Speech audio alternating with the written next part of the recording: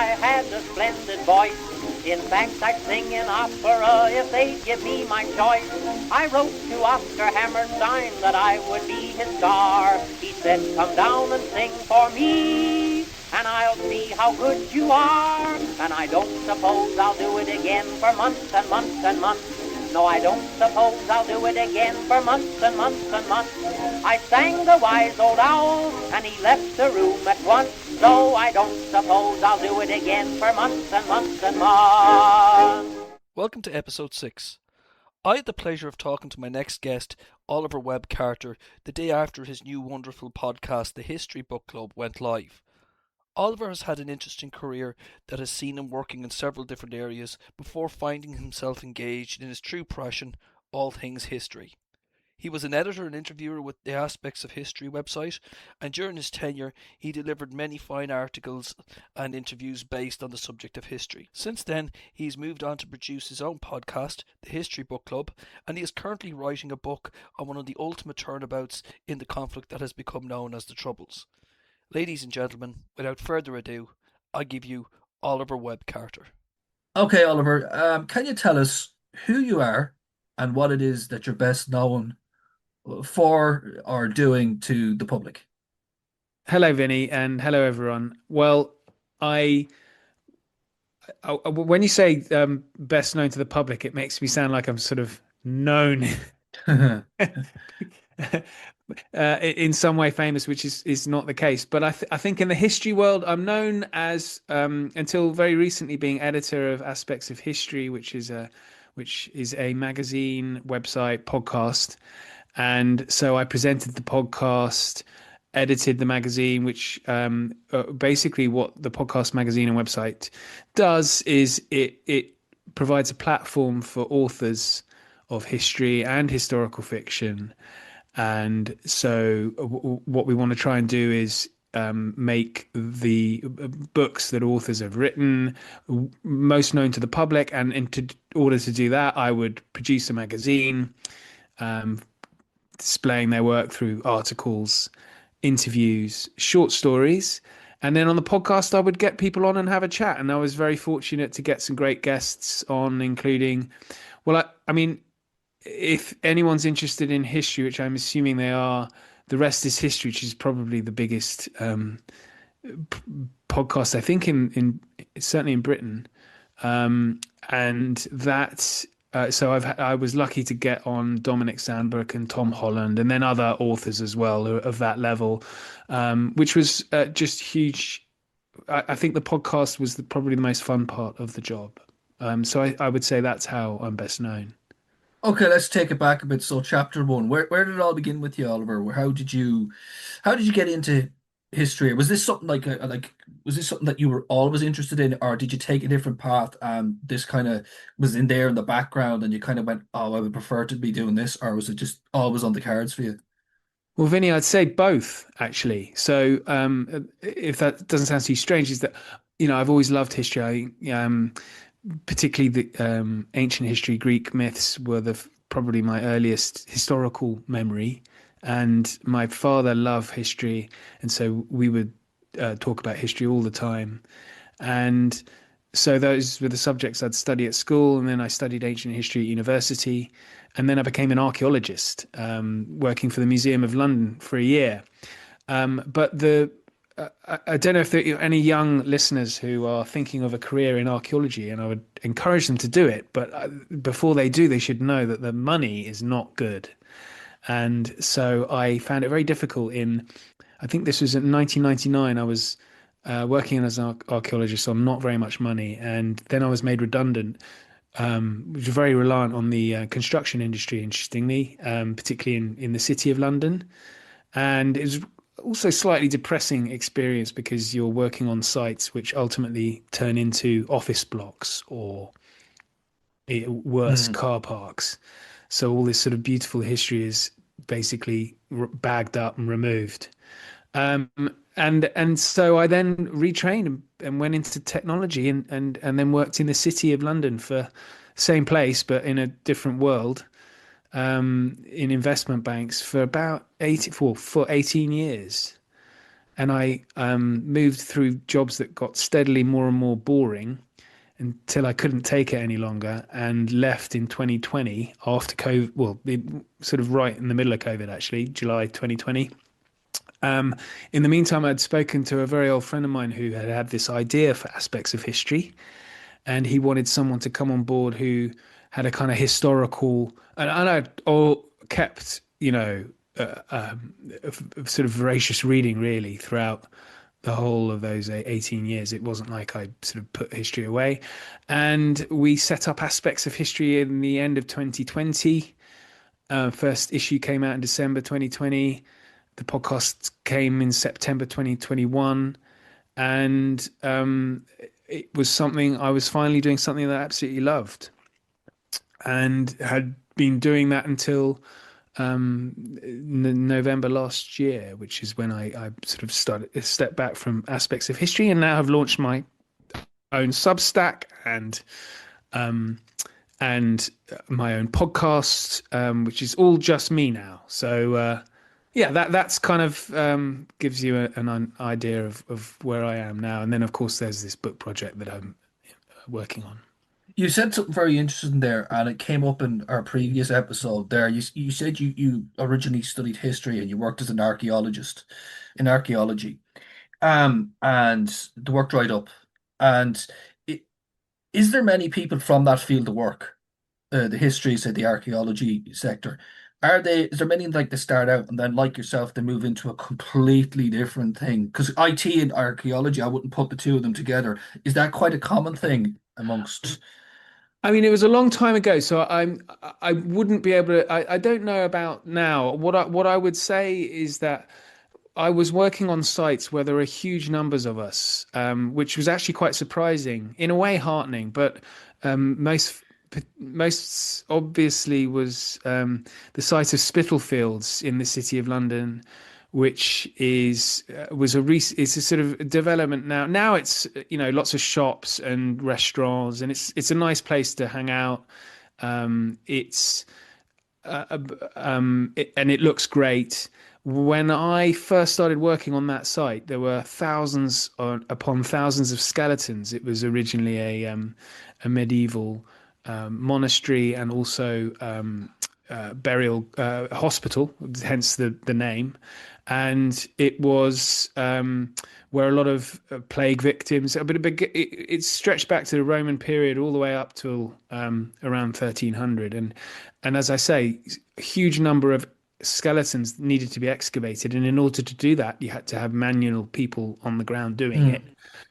And that required a huge number of, I wouldn't describe my skill set in those days as an archaeologist as particularly high. I'd had experience in Central America, but not I wasn't a particularly skilled archaeologist, and I would say that was the same for around about 60%, 70% of the archaeologists there who had just left university, hadn't really had a huge amount of practical experience, and really it was on the job training. So it was a great atmosphere. We're all the same age. You're young in London. That's going to be quite a social job. But at the end of the dig, there were no other big jobs happening. And the Museum of London Archaeology Service had to basically make a huge number of us redundant. And so I think in that case, you're right. It was there were lots of us looking for other work, and it was sort of we were in the internet age, but as an archaeologist, it wasn't something we were particularly familiar with, so we didn't keep up amongst each other. But I don't think we really. I think a lot of us drifted away from archaeology. I mean, as I said, the salaries are not great.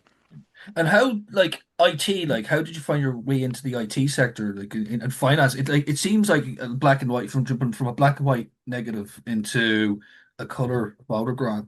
Yes, It's you know what I mean. Like so, it's kind of what was it there? What brought you in there? Were you always interested in IT or? No, well, kind of. I mean, I remember seeing a digital camera on the site at Spitalfields. And all us archaeologists would gather around and go, wow, it doesn't take film. It's amazing. Can't understand this. What is this? what is this magic? What is this wizardry?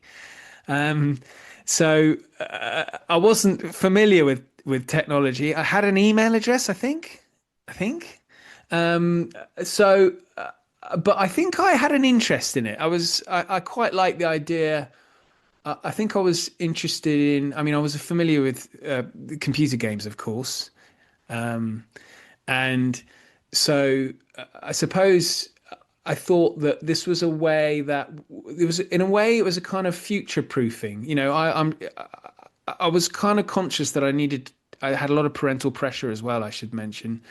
Um, I wanted to have a job that would, be sustainable, and I'd be able to, survive and thrive, I suppose. So I thought, well, if I did an IT course and then applied for jobs, I'd be able, this would be me being independent, and the course, I kind of stumbled through it, and I managed to get. I went through a number of interviews to get into. I work for an investment bank, loads of interviews to get through. But when I did, I was in another group of young people, but this time, yeah, as you say, in this kind of tech world, which was using sort of it was IT support on a investment, but in trading floors and banking floors. And that was fun because you fix problems in a high pressure environment. That's quite enjoyable, particularly when you're surrounded by people, similar age and stuff like that. So going like say from your experience as an archaeologist and you were doing that dig and then you arrive in IT. I guess you're talking about say the late 90s, early noughties when this was happening. Yeah, Like yeah, London very much kind of changed over that period. Went from being something else to probably what we know it as now. What was it like living in London at that time? Was we hear loads of stories about it, like so. it's funny. I wonder if we're going back into a kind of London at that kind of late 90s.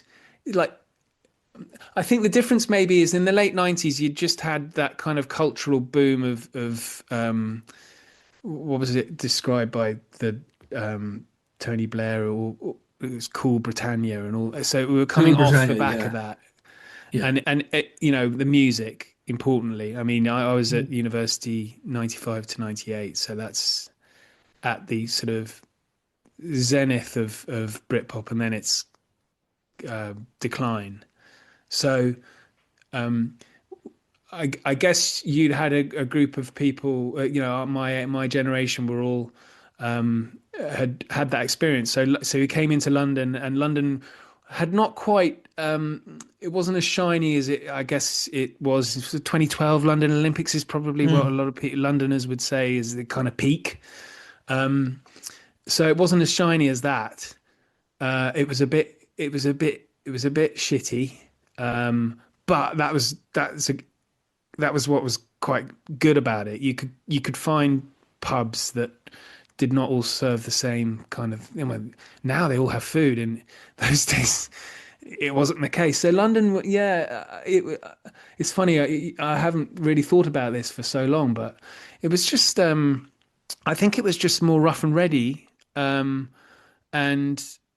particularly I spent a lot of time around that city area, and then I moved to Brighton in the early 2000s and commuted back. And Brighton was a fun, happening town as well. So I guess it was a lot of social.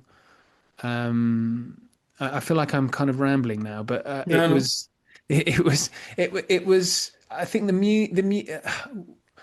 we were going to a lot of gigs as well. I don't know. It just feels like it was a lot more happening than it is Yeah. now. And I'm hoping that because it's gone through a bit of a lull, the nighttime economy now is crap.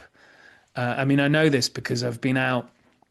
I mean, I'm old now, but we were entertaining historians, and you'd go to leave a restaurant at 10:30, and all the pubs are sort of shut, and Mm.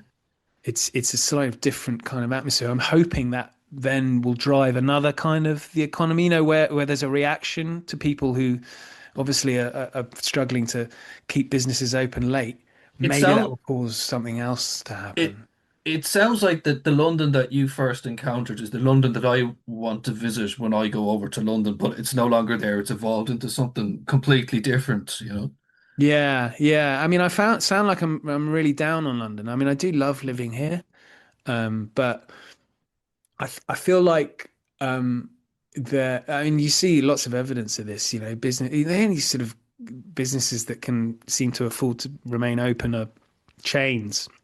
Number Yeah, of pubs closing is horrifying, really. yeah, So I just hope that this just sort of prompt a reaction. I mean, even if it gets to the extent where you've got sort of I guess the American term is speakeasies, you know, bars that are yeah, illegal but are popular.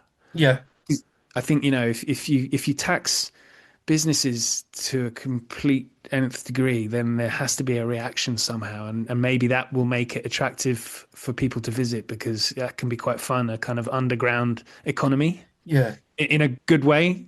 Aspects of history comes along. What drew you to that? Because again, it's like you've had three very varied, different careers here. You started out in archaeology, then you ended up in IT finance, then you become the editor and the host of a podcast or and a magazine called Aspects of History. What drew you to that particular project? What was the genesis about it, or what was the Well, appeal really, of it it? was it was running my own business with well, I had my business partner whose idea it was, and he had worked in publishing for 20 years. I'd known him for a long time, and so it was the idea of doing something that I knew I would enjoy, and I knew the money would be nothing like as good as it had been, but that wasn't really why I was.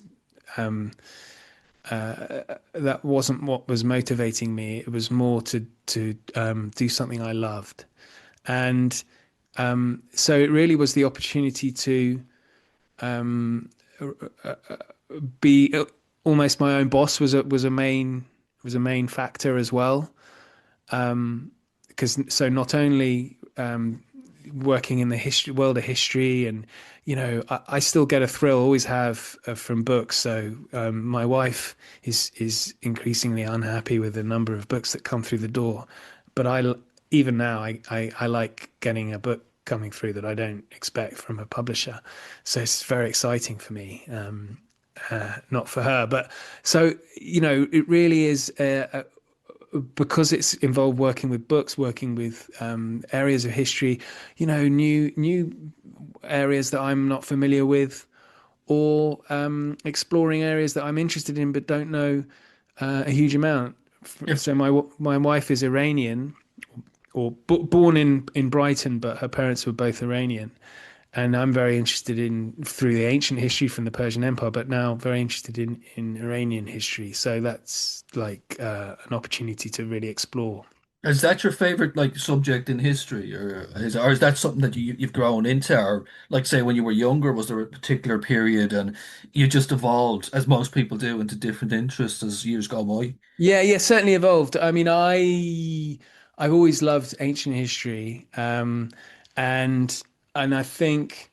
um, I think also, I mean, that's what I studied at university. So the Persian Empire is a key part of the both Greek and Roman story, and so I it's such a huge element to the Iranians, maybe not the clerics who rather take a dim view of the Persians because they're pre-Islam, so they have quite a complicated and rather unsure view of the Persian Empire. But I think most Iranians are very proud of that past. And, you know, the Romans failed to conquer the Persians. I mean, Alexander famously did. I'm a huge admirer of Alexander. And so I think that inevitably means you're just interested in Iranian history and Iran in the 20th century.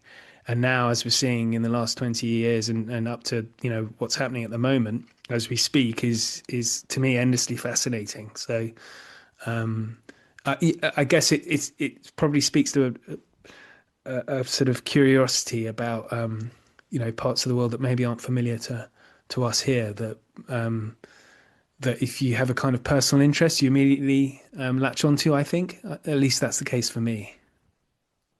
So you were the editor of the magazine as well as the host on the podcast. But Yes, obviously, I know what a host of a podcast is. it's a very But difficult job, Vinny. it's tiring. But I've often wondered about editors and in terms of what they do, because you often see editors. So can you talk us through what your workload was like for anyone that might be interested in going down that route, or who might be interested in setting up their own magazine or fanzine or online magazine or whatever it might be? What was behind it? What's to do with it? Well, I think that I mean I hadn't had much experience um, uh, of the actual role as editor. But I had a lot of experience from writing just through my career. So I guess I was kind of confident that I'd be able to manage, I guess, and having a huge amount of sort of experience from studying and reading, that I'd be able to curate a magazine, a collection of pieces that would fit well for a readership who are interested in history. I felt like 2020, particularly, I think COVID maybe helped. We were online, so the audience were there, at home wanting to read. And I mean, I should say that I wasn't alone on this. My business partner helped me out, Richard. He really helped me out as well. So it was something that we worked on at least in the early days together. But really, it was like a brilliant opportunity for me to just pick the history that I liked, and therefore thought other people would like too. It's sort of slightly selfish, Mm. but you might find this from your podcast, is you're picking episodes with people that you want to speak to, Yeah. and you just kind of assume that other people will come along with you. Your listeners will come along with you for the ride. Definitely the theme of the series always changes in terms I've noticed it myself, and you are absolutely right that there's three series now. We're in the middle of the third series. You're the sixth episode. There's another six to go.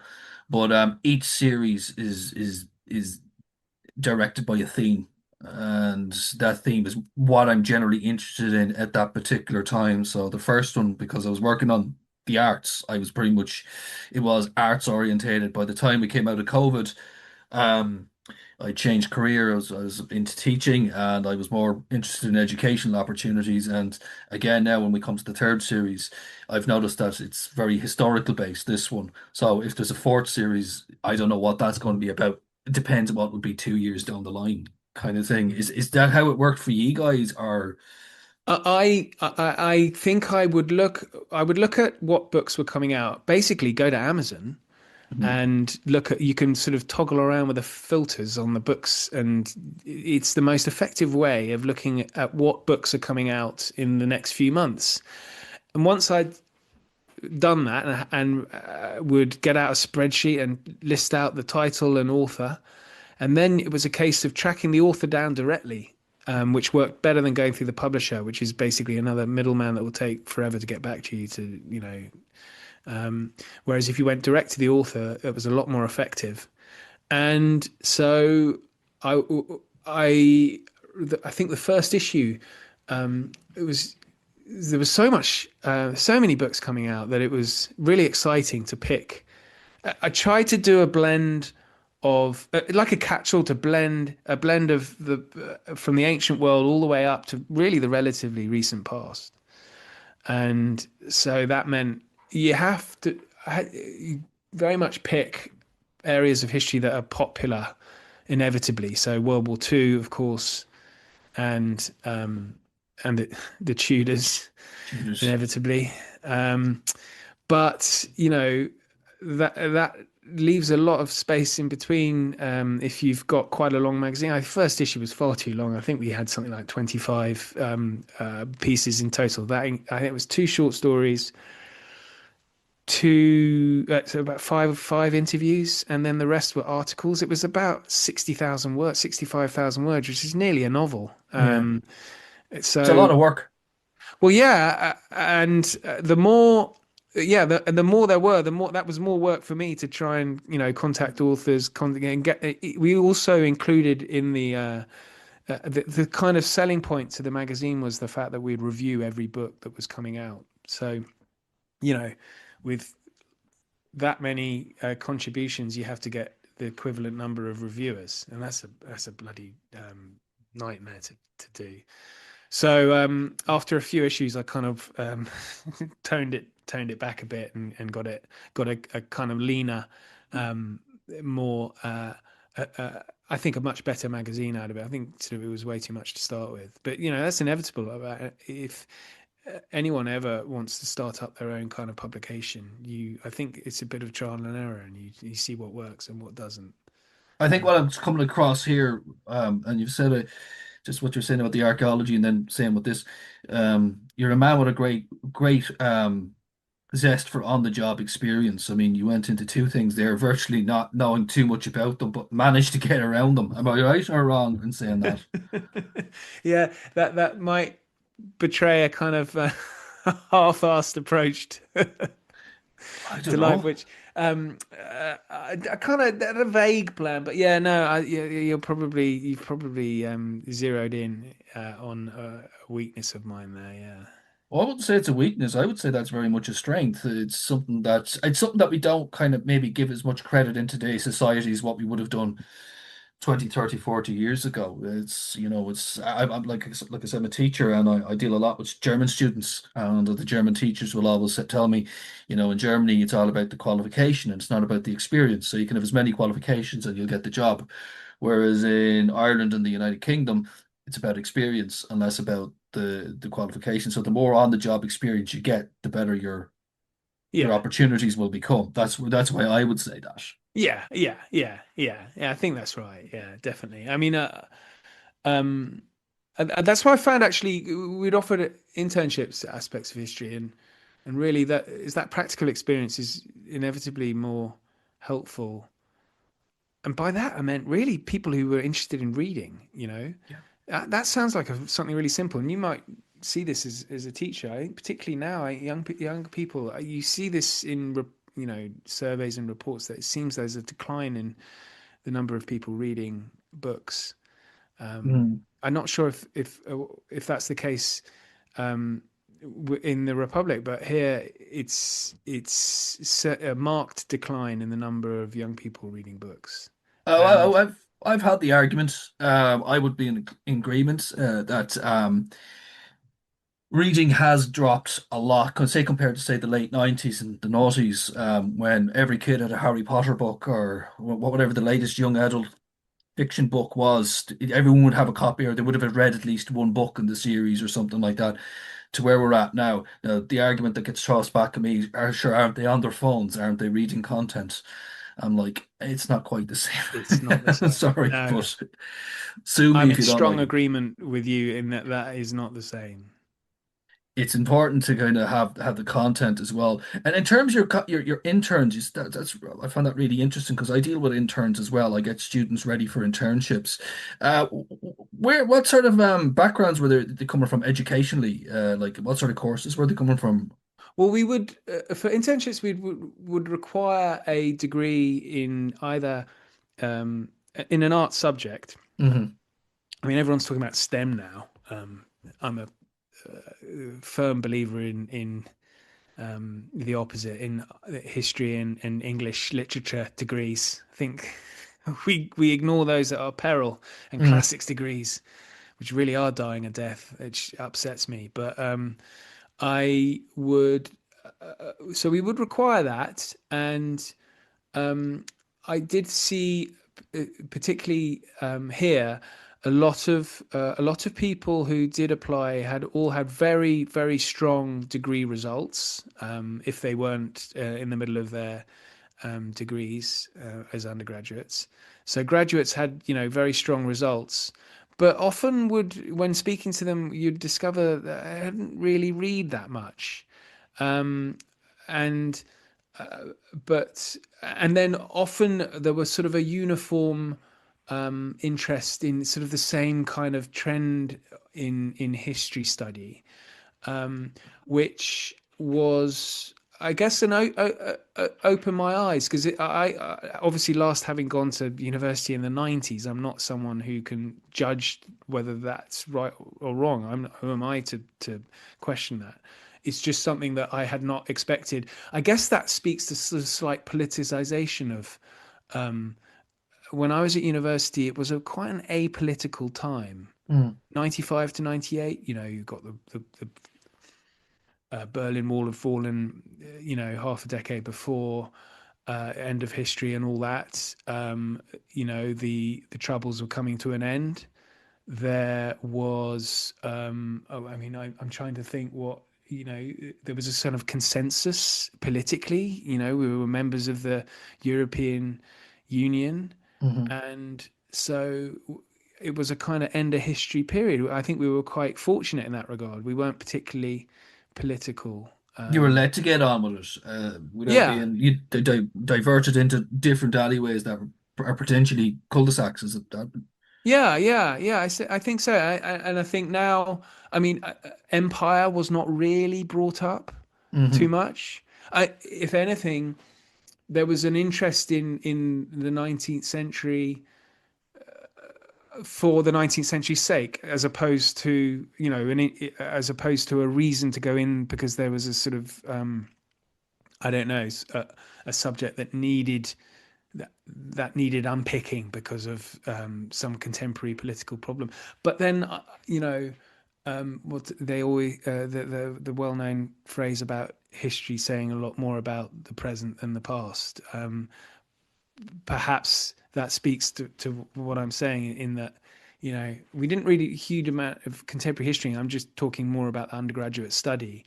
But nowadays, with graduates in history, a lot of sort of decolonization of the curriculum and that kind of thing, which I just had not appreciated was an issue, was a thing, and so it was quite interesting to see that would come across in frequently in CVs that in the application process. Okay, so there's a definite change in attitudes towards history, I suppose, really in the current day, really. Yeah, I think so, certainly. And I, I, I don't know what the numbers are on the amount of people studying history degrees or classics is certainly declining, and most worryingly in state schools here in this country. And now it's almost become the preserve, and that wasn't the case in my day. But in it's now the preserve of the private schools here, and that's a very worrying development. I So see. I don't remember them being taught at all in my school, classics. It wasn't until I went into university that I discovered what a classic was, really, to be quite honest with you. Like we didn't touch them at all, like Yeats, that's all we got taught. Classics, what's that, And then when you read them, you right, go, geez, this is a mad bit of crack. Why weren't we doing yeah, this in school? You know what I mean? Like, yeah. why is that decline happening in state schools, do you think? Partly it's funding. I think departments. There's obviously a concern about you need to direct your funding to particular ways, and I think a lot of the ministers think that, oh, if we're funding Latin or subjects similar, that's a waste of money when they could be learning engineering or something like Hmm. that. Um, I mean, I don't agree, but I think I can see why they think that. But so I think funding is probably the main reason. But I think also there's a kind of, I think there has become more recently more practical. I think a lot of politicians who are making these decisions are coming up through an education system and then early career where they you see this of both of the main parties that don't really learn. Um, they're not sort of graduates of these subjects, so just think that they're not really that important. Yeah. I have a friend who's a Latin teacher at a state school, and they're having to give up the subject, and they were getting great results. He's a brilliant teacher, and it's just hugely sad that it's happening. And I we've talked about this for a long time, if it's being stopped in a school that is where it's a success, then what about if in other schools where it's less well attended classes? So it's, I guess ultimately it's a political will and funding as the reason, and and I think it's for a subject like Latin and God forbid ancient Greek. I mean, it Mhm. really can give you a grounding it opens your eyes up to a whole new world of literature, of history, philosophy that I think can only be nourishment for the brain and the soul. So you've moved on now from aspects of history and you've decided to set up your own podcast. Can you tell us a little bit more about your podcast? Well, it is a little bit similar to the one I did before with aspects of history. I'm going to be starting another one, which I should mention as well. Although I'm trying to build up enough content. But first things first is the History Book Club, Vinny. It basically is what it says on the tin. It is a history book. It's a podcast for authors who've written history books, and so I just released the first episode where we're talking on Wednesday the 7th. So I have released that yesterday, and that was on the Iranian Revolution of 1979. So I spoke to an American historian who's written a book about that revolution.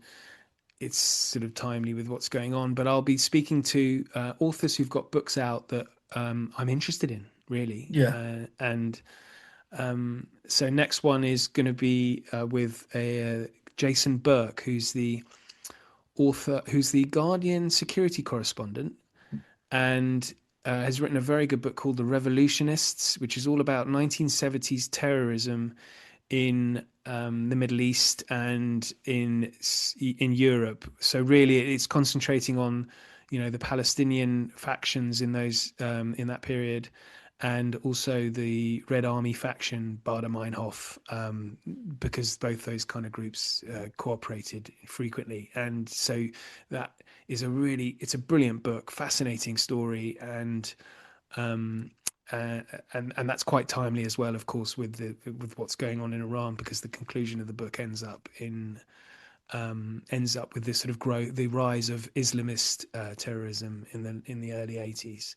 So really, it's trying to draw out themes of these books that authors have written to encourage more reading, try and get people to buy books and read more. So did like I mean I've noticed that since I'm an avid reader and I will always buy. Now, mind you, my interests are slightly different, but like there's not a day that doesn't go by where there's not a new history book on the shelf somewhere. So why is it still so popular? Like I mean, it doesn't sell as well as let's say maybe the Mills or Boons or the Stephen Kings or whatever it is, but there's always a thirst for a good history book. What is it? Well, I think it's that innate desire of humans to find out, to read stories, and uh, it, most history books, unless they're kind of rather dry academic texts, are stories, really. And the better history writers are able to craft non-fiction into a kind of a story that will always interest us. I mean, ever since we were sitting around a campfire in the Stone Age, we're listening to stories, whether they were true or not true, or somewhere in between, like Homer and the Iliad. So I think it's just I think it's something that's deep down in us. We just love hearing stories. So, and that's what history really is. I'm really What is happy you said that it's about stories because a lot of people seem to think it's about dates and times and years and places and stuff like that. But it's very far from it. It is about story, isn't it? Yeah, it is. It is. Although writing a book at the moment, I know that if I get a date or a something wrong, Yeah. there will be a long line of people keen to correct me. But Mm. yeah, I think there that I think I say I was just thinking that maybe it's a fine line between trotting out this happened, then that happened, then this happened, then that happened, to crafting that into something more interesting for a reader. In that this happened, why did it happen, and how did it happen, and then that happened, but how and why, and that kind of thing. And I think that's something that um, separates really great writing from perhaps uh, writing that is a bit more impenetrable, perhaps. Are you one of these that will buy a book on a certain topic and then as soon as you finish it, you go, I've got to get another one, but I got to get it from the different point of view, and you'll read that one and then you'll jump to another one and you kind of go, the next thing you find yourself with 10 books on one subject and you've read like you get yourself a good rounded grasp and knowledge of the subject. I think it depends. It depends kind of in the field, the area. But I'm just trying to think. Yeah, I mean, if you picked a period of history, I mean, I'm interested in all periods of history. So why don't you suggest a period of history, and I'll tell you if I've got more than one book on it. All right, we'll go Dunkirk, 1940. I don't know. Yeah, I do only have one book on Dunkirk. Okay.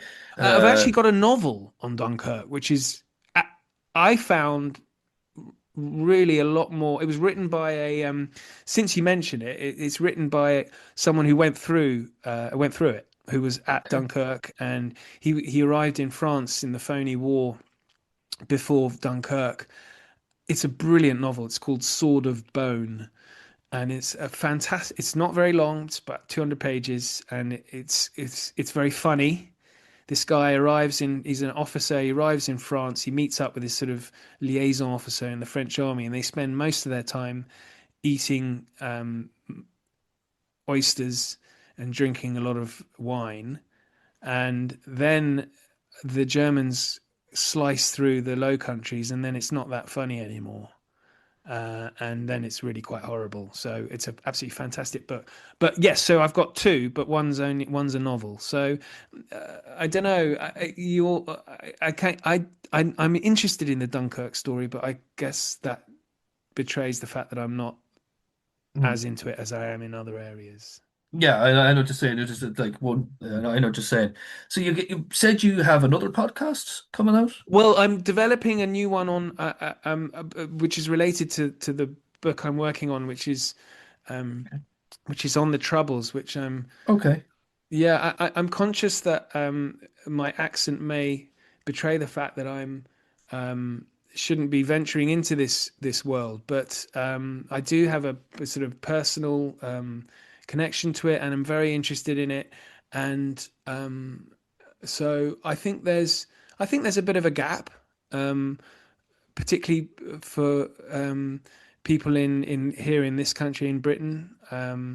I think there's a lot of interest, it seems, in of course, for obvious reasons, in Ireland, and hence many of the podcasts are hosted by, and they're really good. I mean, you've had Oisin Feeney, he's brilliant, Yeah. really, really good podcast. But I feel like with the connections I've made with authors as well, I can develop a podcast that might be of interest here that I want to do. So at the moment, I'm building up enough of a kind of sort of content to release.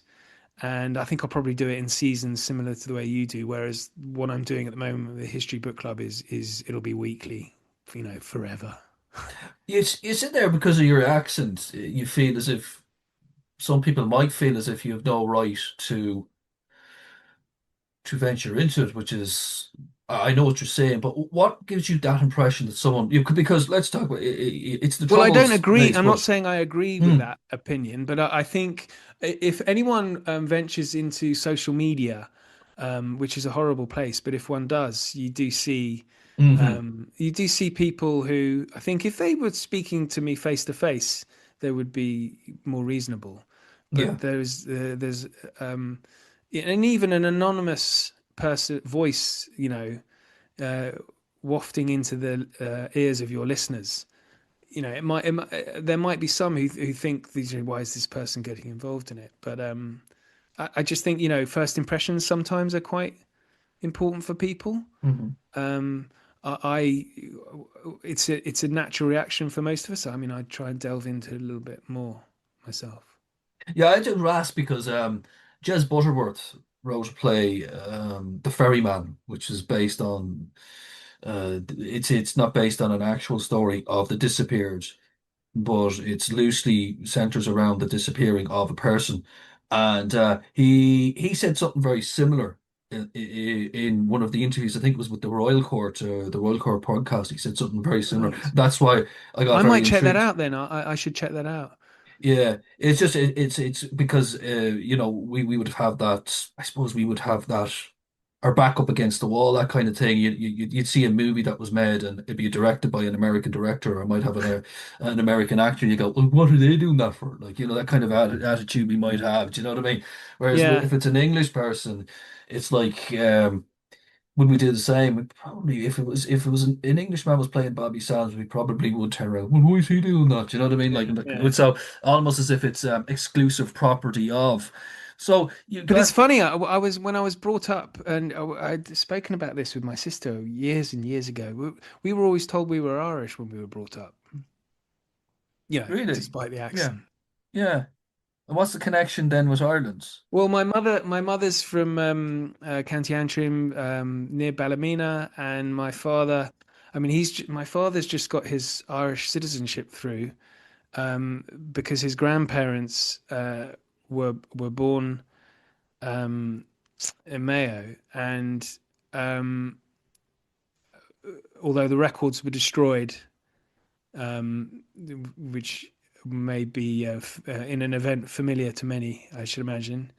So it's taken him a while, but he's finally got it through. So both my parents are Irish citizens. My father was in the British Army in an Irish regiment, but so of course we're sort of an Anglo-Irish family. But the Irish side of it we took very seriously. So that means to say that your podcast and your book should have a great appeal then to a lot of people in England and even Scotland and Wales there, because there's a lot of Irish ancestry over there. Oh well, yeah, of course, Mm. yeah, yeah. Well, I hope so. I hope so, Vinny. I mean, the fear of any author, I think, is that the book comes out and it just falls flat on its face. Right, I have one last question for you, Oliver. And if I give you a choice tomorrow, uh, of two things, either go back to IT and work in the finance sector again, or go back on an archaeological dig, which would you choose and why? I'd go back to a archaeological dig, because I did the IT in the bank for 18 years, and that's long enough. I would the dig I didn't do it for long, and when I did do it, I loved it.